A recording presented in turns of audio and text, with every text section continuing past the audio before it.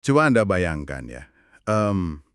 Bayangkan jika Anda lahir, katakanlah, beberapa ratus tahun yang lalu di tanah ini. Status Anda itu bukanlah seorang warga negara, Betul, sama sekali bukan. ya kan? Ya. Anda akan disebut sebagai onderdan. Itu sebuah istilah Belanda yang pada dasarnya berarti subjek atau kaula negara. Atau lebih kasarnya bawahan gitu ya. Nah, iya, bawahan. Anda tidak memiliki negara ini. Anda pada dasarnya cuma menyewa ruang dari seorang raja atau penguasa kolonial.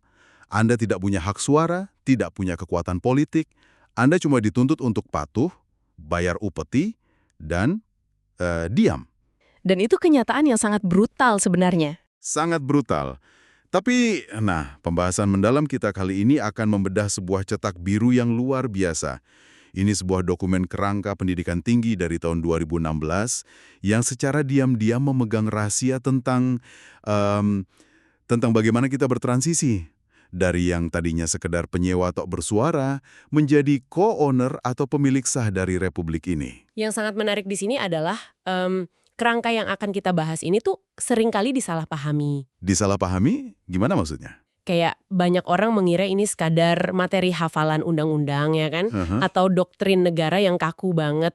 Padahal kalau kita membaca dokumen ini lebih dalam, ini sebenarnya adalah sebuah eksplorasi filosofis. Oh wow, filosofis. Kita menuntut kita untuk membongkar dan memahami identitas diri kita sendiri dulu di dalam ekosistem tersebut.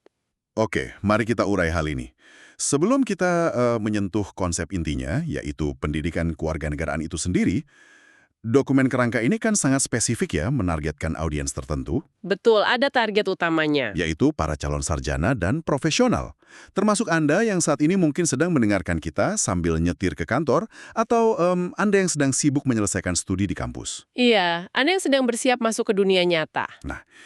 Dokumen ini mendefinisikan posisi sarjana itu bukan sekedar dari selembar ijazah atau gelar akademik. Bukan cuma soal pakai toga, kan? Benar sekali. Pemerintah berdasarkan Undang-Undang Nomor 12 Tahun 2012 itu secara resmi memandang seorang sarjana sebagai intelektual. Seorang intelektual yang memiliki mandat moral. Mandat moral itu frasa yang berat loh. Berat banget. Anda diharapkan bukan cuma punya skill buat sekedar cari kerja, tapi Anda dituntut punya visi untuk menciptakan lapangan kerja dan mengangkat standar masyarakat di sekitar Anda. Dan itu juga berlaku untuk label profesional ya, berdasarkan undang-undang yang lain nomor 14 tahun 2005. Iya, betul. Menjadi profesional itu bukan sekedar tentang seberapa besar gaji Anda atau seberapa mahal keahlian Anda dibayar, tapi ada ekspektasi standar etika dan mutu yang mengikat di sana. Nah, itu sudut pandang yang menarik. Dan mandat moral atau standar etika itu kan tidak lahir dari ruang hampa ya. Tentu tidak, karena ketika Anda memiliki keahlian teknis yang tinggi, entah itu Anda seorang dokter bedah, arsitek, atau akuntan publik, status fundamental Anda yang mengikat semua keahlian hebat itu adalah status Anda sebagai seorang warga negara. Masuk akal. Namun, nah ini dia, lompatan dari seorang subjek feodal atau kaula negara tadi menjadi warga negara modern ini adalah hasil dari pergolakan sejarah yang luar biasa kompleks. Yang sayangnya seringkali kita anggap remeh di zaman sekarang. Ya, saya setuju. Karena bagi kita yang hidup di masa sekarang, semuanya terasa sangat otomatis. Kayak udah given aja gitu Ya, kan. taken for granted. Kita lahir, tiba-tiba dapat akta kelahiran. Terus umur 17, kita rekam data, dapat KTP. Selesai. Kita sah jadi warga negara. Tapi Anda tadi menyebutkan soal pergolakan sejarah. Betul, prosesnya berdarah-darah loh. Gimana sebenarnya konsep warga negara ini bergeser? Dari masa lalu di mana kita cuma bawahan, hingga kita bisa dengan bangga mengklaim diri kita sebagai co-owner hari ini. Oke, mari kita mundur sedikit ke salah satu titik balik paling krusial dalam sejarah dunia. Kita ke Eropa dulu. Ke Perjanjian Westphalia pada tahun 1648. 1648. Oke, lumayan jauh ya. Jauh banget. Nah, sebelum perjanjian itu, loyalitas manusia itu sifatnya sangat tumpang tindih dan membingungkan. Membingungkan gimana tuh? Coba bayangkan sebuah masyarakat di mana Anda itu harus setia kepada tuan tanah lokal di desa Anda. Tapi di saat yang sama, Anda juga harus setia kepada seorang raja yang tinggalnya jauh entah di mana. Dan belum selesai, Anda juga harus tunduk pada otoritas agama lintas negara. Oh, wow. Jadi bosnya banyak banget ya? Tepat. Dan parahnya, tidak ada batas wilayah yang jelas. Ini wilayah Raja A, ini wilayah Raja B, itu kabur semua. Dan kondisi absurd ini memicu konflik. Puncaknya adalah perang mengerikan selama 30 tahun di Eropa. 30 tahun perang cuma karena, batas loyalitas yang nggak jelas ya? Betul. Jutaan orang tewas. Nah, perjanjian Westphalia ini kemudian mengubah aturan mainnya secara mekanis.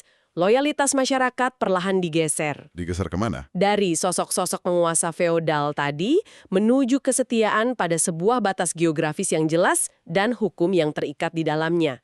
Inilah yang sekarang kita kenal sebagai negara bangsa atau nation state. Di titik sejarah itulah embrio konsep citizen atau warga negara modern mulai terbentuk. Anda bukan lagi sekedar properti milik seorang raja, tapi Anda adalah bagian yang diakui dari sebuah teritori yang berdaulat. Saya paham.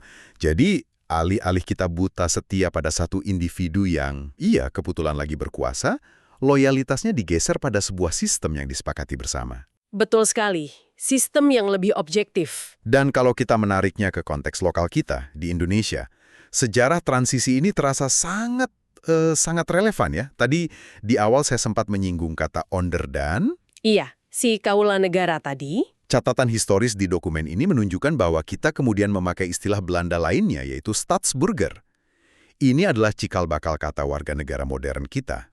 Pergeseran dari onderdan ke Stadsburger ini kan luar biasa secara psikologis. Sangat revolusioner untuk mentalitas bangsa kita saat itu. Nah, kalau saya boleh mengembangkan analogi menyewa ruang tadi ya, biar lebih gampang dibayangkan. Boleh, silakan. Jadi, menjadi onderdan itu ibarat kita menyewa sebuah apartemen dari seorang tuan tanah yang galak banget. Oke, tuan tanah yang otoriter ya. Iya, kita bayar pajak itu rasanya kayak bayar uang sewa tiap bulan. Terus kita harus ikut semua aturannya. Kayak nggak boleh pasang paku di dinding, nggak boleh protes kalau airnya mati atau fasilitasnya buruk. Dan yang paling parah, kita sama sekali nggak punya hak untuk merenovasi apartemen itu kalau atapnya bocor. Karena kita mikirnya, ya itu bukan rumah kita. Tepat, kita cuma numpang. Tapi begitu kita bertransisi menjadi warga negara, secara kolektif kita patungan membeli gedung apartemen tersebut.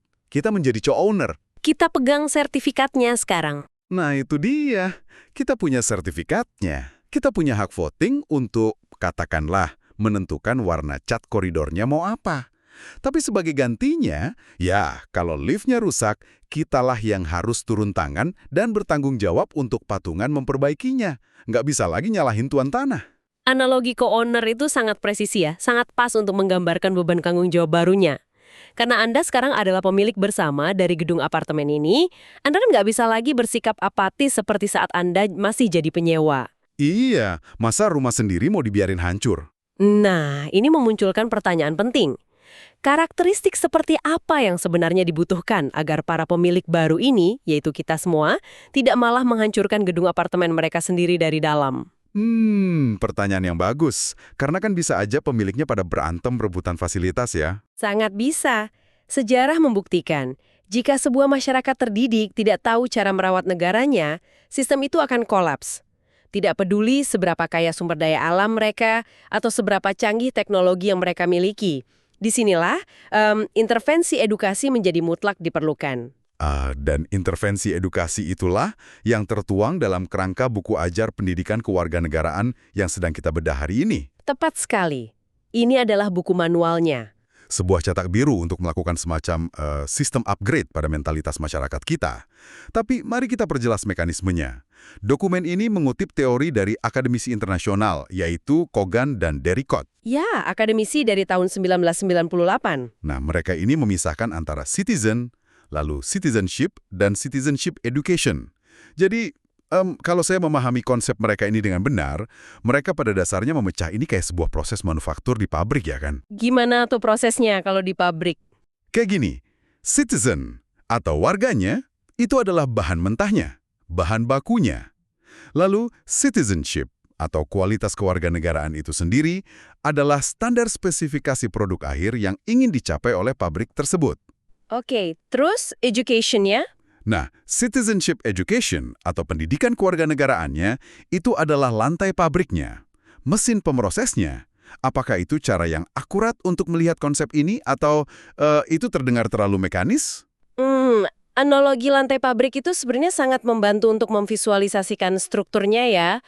Cukup mudah dipahami, tapi saya harus memberikan satu catatan penting di sini. Catatan apa tuh? Berbeda dengan bahan baku di pabrik baja atau pabrik tekstil yang benda mati, bahan baku dalam konteks ini yaitu Anda, saya, dan para pendengar kita ini manusia. Kita memiliki kehendak bebas, punya bias, dan punya kepentingan pribadi. Ah, iya. Kita bukan sepotong besi yang bisa dicetak paksa ya. Benar. Jadi proses ini nggak bisa sekedar mencetak orang secara mekanis. Jika sebuah negara menggunakan pendidikan ini cuma untuk mencetak orang agar patuh tanpa syarat sekedar jadi robot negara, nah mereka sebenarnya sedang mengembalikan kita menjadi onderdaan. Kembali jadi penyewa yang diam dan patuh tadi. Betul. Itulah sebabnya pemikir lokal kita yang dikutip dalam dokumen ini, seperti M. Nu'man Somantri, memberikan penekanan yang sangat berbeda dan revolusioner. Ya, saya melihat kutipan beliau di dokumen. Beliau dengan tegas menyatakan bahwa inti dari pendidikan ini adalah melatih orang untuk berpikir kritis dan analitis. Garis bawahi kata kritis itu. Iya, kritis. Ini kan kontras banget ya dengan stereotip yang kita miliki di masyarakat. Kadang pendidikan kewarganegaraan itu sering dianggap sebagai kelas ngebosenin di mana kita cuma duduk, dengerin dosen, menghafal pasal-pasal konstitusi, dan mengangguk setuju pada semua kebijakan. Padahal sama sekali bukan itu tujuannya. Berpikir kritis itu justru berarti kita didorong untuk mempertanyakan sistem, mengkritisi kebijakan kalau memang merugikan publik. Oh, wow. Jadi tujuannya malah mencetak warga yang berani protes secara elegan ya? Tepat. Jika kita hubungkan ini dengan gambaran yang lebih besar di dunia internasional, setiap negara menyadari bahwa mereka harus melakukan sistem upgrade ini. Jadi ini bukan cuma fenomena di Indonesia ya? Oh, bukan. Seluruh dunia melakukannya. Tapi cara mereka menerapkannya itu berbeda-beda, disesuaikan dengan ancaman dan sejarah negara mereka masing-masing. Bisa kasih contoh dokumen ini nyebut negara mana aja? Banyak. Misalnya di Amerika Serikat atau Australia, mereka menyebutnya civics atau social studies. Di sana, pendidikannya sangat menitik beratkan pada pemahaman hak konstitusional individu, kebebasan untuk menantang intervensi pemerintah. Karena DNA sejarah Amerika kan berakar dari revolusi melawan pajak Inggris ya? Betul. Lalu contoh lain di Jerman, mereka menyebutnya Sachunterricht. Konsep ini sangat dipengaruhi oleh trauma sejarah masa lalu mereka. Jadi fokus pendidikannya adalah untuk memastikan tragedi otoriter seperti di era Nazi tidak pernah terulang. Mereka sangat fokus pada etika demokrasi. Di Timur Tengah ada Ta'limatul Muwatanah. Di Rusia ada Obsestovedemi. Semua punya versinya. Wah, macam-macam banget namanya. Lalu pertanyaannya kemudian, bagaimana dengan Indonesia? Apa mekanisme sejarah yang membuat kita menyusun pendidikan ini dengan penekanan pada persatuan dan ketahanan nasional? Kenapa fokus kita beda sama Amerika atau Jerman? Nah, disinilah bagian yang sangat menarik. Kita harus menengok ke anatomi sejarah kita sendiri untuk memahami why-nya. Mengapa kita butuh persatuan yang begitu kuat? Dokumen ini menarik garis waktu yang menurut saya cukup mengejutkan ya. Nggak dimulai dari 1945 saat proklamasi kemerdekaan, tapi ditarik jauh sebelum itu. Betul, mundur ke belakang. Dimulai dari kebangkitan Bodi Utomo di tahun 1908, dan kemudian puncaknya di Sumpah Pemuda tahun 1928. Ya, 1928 itu momen yang magis sebenarnya. Iya, coba deh Anda yang lagi dengerin, bayangkan secara psikologis, para pemuda pada masa itu berkumpul dari berbagai pulau. Mereka berikrar setia kepada satu tanah air, satu bangsa, dan satu bahasa. Padahal, dan ini gilanya, pada tahun 1928 itu, negara Republik Indonesia belum ada wujud fisiknya. Belum ada sama sekali. Belum ada presiden, belum ada pemerintahan sendiri, belum ada batas negara resmi yang diakui dunia internasional. Mereka pada dasarnya sedang merancang atap dan dinding dari sebuah rumah di atas tanah yang bahkan belum mereka kuasai secara hukum. Itu adalah representasi paling murni ya dari apa yang oleh sosiolog terkemuka Benedict Anderson disebut sebagai imagined communities. Imagine communities, komunitas yang terbayangkan. Itu tidak pernah bertemu tatap muka seumur hidup mereka. Iya, jaraknya ribuan kilometer kan? Tapi mereka bersedia berjuang bersama, mengorbankan nyawa. Kenapa? Karena mereka memiliki imajinasi kolektif tentang sebuah ikatan persaudaraan sebangsa. Luar biasa. Dan pada masa itu, mempertahankan imajinasi kolektif ini relatif lebih mudah dilakukan. Oh iya, kenapa lebih mudah? Karena musuhnya terlihat sangat nyata secara fisik. Ada kekuatan kolonial, berseragam, bawa senjata yang terang-terangan memonopoli sumber daya dan menolak memberikan keadilan. Musuhnya jelas di depan mata. Ah ya, ada musuh bersama yang bisa dibenci beramai-ramai. Namun, cetak biru pendidikan kita yang kita baca hari ini menyoroti bahwa mekanisme ancaman itu sudah bermutasi. Bermutasi, maksudnya berevolusi gitu ya. Bermutasi bagaimana? Dokumen ini mengutip analisis yang sangat tajam dari seorang sejarawan, Prof. Nina Lubis. Beliau menggarisbawahi realitas pahit di era modern ini. Hari ini, musuh bangsa ini tidak datang dari luar menggunakan kapal perang. Udah nggak ada lagi tentara asing yang mendarat ya? Nggak ada. Ancaman eksistensial kita sekarang justru datang dari dalam ekosistem kita sendiri. Musuh-musuh baru ini bentuknya adalah korupsi institusional yang mengakar, ketimpangan sosial yang ekstrim, pelanggaran hak asasi manusia oleh oknum aparat, dan kemiskinan struktural. Ancaman tak kasat mata ya? Benar, ini adalah ancaman yang bisa meruntuhkan imagine community kita tadi, jauh lebih cepat dan jauh lebih diam-diam daripada invasi militer terbuka. Oke. Tapi, tunggu sebentar. Mari kita bertukar peran sejenak ya. Saya mau main devil's advocate. Silakan. Bukankah penjelasan soal ancaman dari dalam tadi terdengar sedikit terlalu idealis? Maksud saya, mari kita bicara realitas sehari-hari. Jika saya, misalnya adalah seorang developer IT tingkat dewa, saya bekerja secara remote dari kamar saya di Jakarta untuk klien di luar negeri. Oke, seorang profesional sukses ya. Ya, kode yang saya tulis akan tetap berfungsi dengan sempurna. Algoritma saya akan tetap brilian dan dibayar mahal, pakai dolar, tidak peduli apakah birokrasi pemerintah sedang korup atau tingkat kemiskinan di luar pagar rumah saya tinggi. Mengapa menjadi tugas saya untuk ikut memperbaiki rumah ini jika saya cuma ingin bikin perangkat lunak, mematuhi hukum, bayar pajak, dan ya udah menjalani hidup saya sendiri dengan tenang? Itu argumen yang sangat pragmatis. Dan sejujurnya, banyak profesional modern memiliki pola pikir kompartementalisasi persis seperti itu. Iya kan? Kayak area saya aman, masalah di luar sana bukan urusan saya. Betul. Masalah utama dengan pola pikir apatis itu adalah Anda mengabaikan fakta bahwa keahlian Anda itu hidup di dalam sebuah ekosistem. Maksudnya ekosistem. Katakanlah Anda membangun sebuah perangkat lunak fintech atau sistem perbankan digital yang luar biasa canggih. Jika ekosistem hukum di negara Anda hancur karena korupsi merajalela, regulasi itu bisa dimanipulasi oleh kompetitor Anda yang menyuap pejabat. Algoritma brilian Anda itu tidak akan bisa menyelamatkan bisnis Anda dari peradilan yang tidak adil. Atau contoh ekstrimnya, jika ketimpangan sosial yang dibiarkan meledak menjadi konflik sipil atau kerusuhan, infrastruktur internet dan listrik yang Anda andalkan setiap hari bisa lumpuh total. Wow. Oke, itu masuk akal. Anda tidak bisa membangun ruangan mewah yang indah di dalam sebuah gedung apartemen yang fondasinya sedang pelan-pelan dimakan rayap. Cepat atau lambat, kemewahan Anda akan ikut runtuh. Saya paham sekarang letak korelasinya. Jadi keahlian teknis kita itu sifatnya netral ya. Tapi ia selalu tunduk dan bergantung pada kualitas ekosistem negara di mana ia diterapkan. Tepat sekali.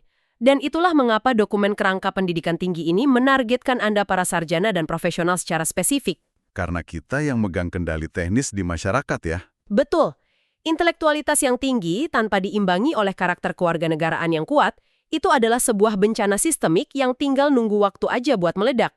Bencana sistemik ya? Coba bayangkan, seorang akuntan jenius tanpa integritas, dia tidak akan menggunakan kecerdasannya untuk membangun efisiensi ekonomi negara. Dia justru akan menggunakan kecerdasan otaknya untuk menemukan celah hukum, memanipulasi pajak korporat, dan menguras kas negara tanpa ketahuan. Wah, ngeri juga ya dampaknya. Sebuah keahlian teknis itu bisa berbalik menjadi senjata makan tuan bagi sebuah negara jika ia tidak dipandu oleh komitmen moral terhadap kesejahteraan bersama. Negara ini tidak hanya membutuhkan orang pintar, negara membutuhkan orang pintar yang menyadari dengan penuh kesadaran bahwa mereka adalah co-owner dari sistem ini, bukan sekedar penyewa yang apatis. Jadi, kalau kita tarik kesimpulan dari semua diskusi kita hari ini, apa yang awalnya terlihat di permukaan sebagai buku panduan kurikulum kuliah biasa, ternyata adalah sebuah cermin besar bagi kita semua ya. Cermin yang merefleksikan identitas kita. Sesi bedah dokumen kita hari ini membuka mata bahwa pendidikan kewarganegaraan itu bukanlah tentang menghafal struktur birokrasi supaya kita dapat nilai A dan lulus ujian. Jauh dari itu. Ini adalah instrumen perlindungan sistemik. Ini adalah jembatan yang dirancang khusus untuk memastikan bahwa ketika Anda keluar ke dunia nyata dengan gelar akademik dan skill dewa Anda tidak menggunakan kejeniusan itu untuk menjadi musuh dari dalam. Membaca cetak biru ini menyadarkan kita bahwa menjadi orang Indonesia, menjadi warga negara, itu bukanlah sebuah kondisi pasif. Nah, jika kita sepakat bahwa menjadi warga negara itu bukan kondisi yang pasif, maka saya ingin meninggalkan Anda dengan satu pemikiran terakhir yang ditawarkan oleh dokumen kerangka ini. Boleh, silakan. Pemikiran seperti apa itu? Di bagian menjelang akhir dari struktur kurikulum buku ini, ada sebuah metodologi puncak yang mereka sebut sebagai Project Citizen. Project Citizen, proyek warga negara. Salah real di masyarakat Anda, kumpulkan informasi lintas disiplin, dan rumuskan solusi nyata dalam sebuah portofolio publik. Ini mengisyaratkan satu filosofi fundamental yang sangat kuat. Filosofi fundamental apa itu? Bahwa kewarganegaraan itu tidak akan pernah menjadi proyek yang selesai. Ia bukan sekedar status hukum di selembar KTP yang Anda kantongi di dompet lalu Anda lupakan. Kewarganegaraan adalah sebuah latihan otot partisipasi yang harus Anda lakukan setiap hari. Wow. Jadi, pertanyaannya untuk Anda renungkan sendiri setelah mendengarkan ini adalah, di tempat kerja Anda sekarang, di industri Anda, atau di komunitas tempat Anda tinggal saat ini, apa rayap-rayap yang sedang diam-diam merusak fondasi rumah apartemen kita bersama ini? Dan bagaimana keahlian teknis spesifik yang Anda miliki saat ini bisa diubah menjadi solusi praktis untuk memperbaikinya? Astaga, itu pemikiran yang luar biasa mendalam. Jadi pertanyaannya udah bukan lagi sekedar klise apa yang negara berikan untuk saya, ya? Tapi bergeser menjadi bagian mana dari rumah kita ini yang sedang rusak dan menjadi tanggung jawab saya untuk direnovasi. Betul, karena Anda adalah pemiliknya. Itu adalah pergeseran cara pandang yang luar biasa kuat. Kewarganegaraan sebagai sebuah proyek aktif yang menuntut partisipasi nyata kita, bukan sekedar identitas di atas kertas. Baiklah, rasanya itu adalah titik yang sangat pas untuk kita menutup sesi eksplorasi materi kita hari ini. Ya, sangat pas. Kami sangat menghargai waktu yang Anda luangkan untuk menyelami pemikiran-pemikiran kompleks ini bersama kami. Teruslah berpikir kritis dimanapun Anda berada, jadilah co-owner yang peduli pada rumah kita bersama, dan sampai jumpa di eksplorasi materi berikutnya.